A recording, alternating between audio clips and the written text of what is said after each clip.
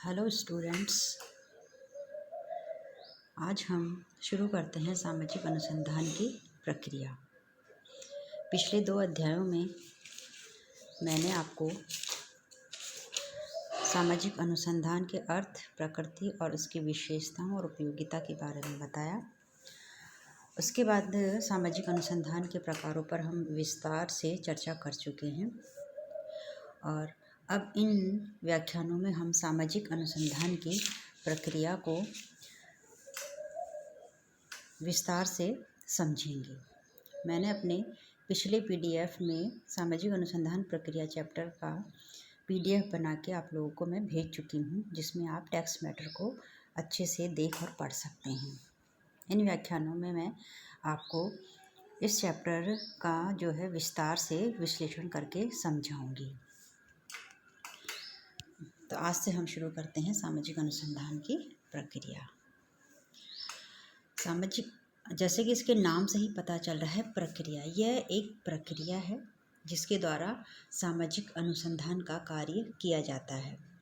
अब सामाजिक अनुसंधान का कार्य करने के लिए हमें जिन पद्धतियों, जिन कार्य विधियों का प्रयोग किया जाता है, उन सब के समाजित या संकलित रूप को ही सामाजिक अनुसंधान की प्रक्रिया कहा जाता है। क्योंकि सामाजिक अनुसंधान की प्रकृति वैज्ञानिक है और इसमें वैज्ञानिक पद्धतियों का उपयोग किया जाता है। सामाजिक अनुसंधान में मुख्य रूप से वैज्ञानिक निष्कर्षों की प्राप्ति, उसके सामान्यीकरण और नियमों के प्रतिपादन पर ध्यान दिया जाता है और इन सब लक्ष्यों की पूर्ति हेतु एक निश्चित वैज्ञानिक पद्धति या वैज्ञानिक कार्यविधि का सहारा लेना अत्यंत आवश्यक होता है। इस पद्धति या कार्यविधि के जो कई चरण होते हैं, जिनका उपयोग करते हुए एक शोधकर्ता अपने निश्चित निष्कर्ष पर पहुंचता है, या हम कहें कि सत्य तक पहुंचने के लिए वैज्ञानिक विधि को अपनाने के अलावा और कोई शॉर्टकट मेथड नहीं है। सामाजिक अनुसंधान ठीक वैसे ही किया जाता है जिस प्रकार भौतिक या प्राकृतिक विज्ञानों में किया जाता है। वहाँ पर भी वैज्ञानिक विधियों का प्रयोग किया जाता है और सामाजिक अनुसंधान में भी वैज्ञानिक विधियों के द्वारा ही अनुसंधान का कार्य संपन्न किया जाता है। अब इसकी सफलता इस बात पर निर्भर करती है कि शोधकर्ता एक सुव्यवस्थित और क्रमबद्ध रूप से वैज्ञानिक विधि के विभिन्न चरणों का प्रयोग करते हुए आगे बढ़े। सामाजिक अनुसंधान में प्रारंभ से अंत तक एक निश्चित व्यवस्थित ढंग से कार्य किया जाता है, क्योंकि इसमें एक निश्चित क्रम से एक चरण से दूसरे चरण में और दूसरे चरण से तीसरे चरण में होते हुए क्रमबद्ध तरीके से विभिन्न चरणों से होते हुए आगे बढ़ा जाता है। सामाजिक अनुसंधान के विभिन्न चरणों के बारे में अलग अलग विद्वानों ने अपने अलग अलग मत और विचार व्यक्त किए हैं। जैसे कि ऑगस्ट कॉम्प ने वैज्ञानिक पद्धति के 5 चरणों का वर्णन किया है, जिसमें सबसे पहले उन्होंने बताया है विषय का चुनाव। दूसरा आता है इसमें अवलोकन द्वारा तथ्यों का संकलन। तीसरा तथ्यों का वर्गीकरण। चौथा है तथ्यों का परीक्षण और 5वां है नियमों का प्रतिपादन।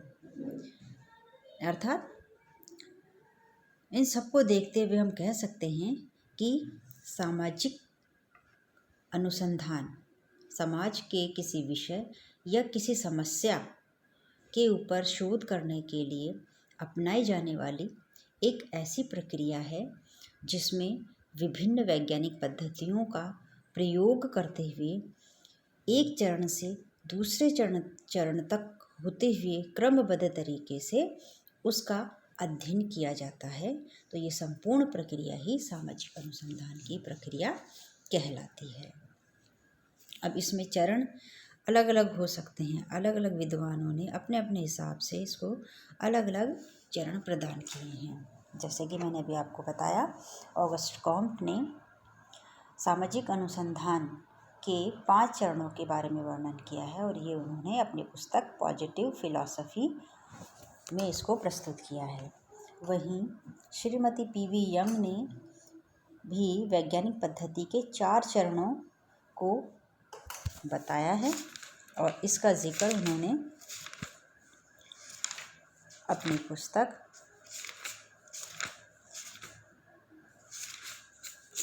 में scientific social survey and research में किया है। इसमें सबसे पहला चरण उन्होंने बताया है कार्यकारी प्रकल्पना का निर्माण, दूसरा तथ्यों का अवलोकन, एकत्रीकरण और लेखन, तीसरा है लिखित तथ्यों का श्रेणियों अथवा अनुक्रमों में वर्गीकरण और चौथा और अंतिम उन्होंने दिया है वैज्ञानिक सामान्यीकरण एवं नियमों का प्रतिपादन। इसी प्रकार जॉर्ज लुंडबर्ग ने भी अपनी पुस्तक सोशल रिसर्च में वैज्ञानिक पद्धति के 4 चरणों का उल्लेख किया है। पहला इसमें आता है कार्यकारी प्रकल्पना, दूसरा तथ्यों का अवलोकन एवं लेखन, तीसरा एकत्रित तथ्यों का अवलोकन एवं संगठन और अंतिम और चौथा है सामान्यीकरण एवं नियमों का प्रतिपादन। इस प्रकार सामाजिक शोध की प्रक्रिया विभिन्न चरणों से होते हुए गुजर कर अपने निष्कर्षों को प्राप्त करती है। इन सब के संकलित रूप को अगर हम देखें तो शोध की प्रक्रिया को लगभग 12 चरणों में इसको विभाजित किया गया है, जिसमें सबसे पहला चरण आता है समस्या का चुनाव, दूसरा संबंधित साहित्य का अध्ययन, थर्ड इकाइयों का निर्माण या निर्धारण, फोर्थ प्रकल्पना या उपकल्पना का निर्माण, फिफ्थ अध्ययन क्षेत्र का निर्धारण, 6 सूचनादाताओं का चुनाव, 7 सूचना के स्रोतों एवं अध्ययन के उपकरणों व प्रविधियों का निर्धारण, 8 उपकरणों एवं प्रविधियों का पूर्व परीक्षण तथा अग्रगामी अध्ययन, 9 तथ्यों का अवलोकन व संकलन, 10 तथ्यों का संपादन, संकेतन, वर्गीकरण एवं सारणीयन, 11 तथ्यों का विश्लेषण व विवेचन और 12 है लास्ट सामान्यीकरण एवं नियमों का प्रतिपादन।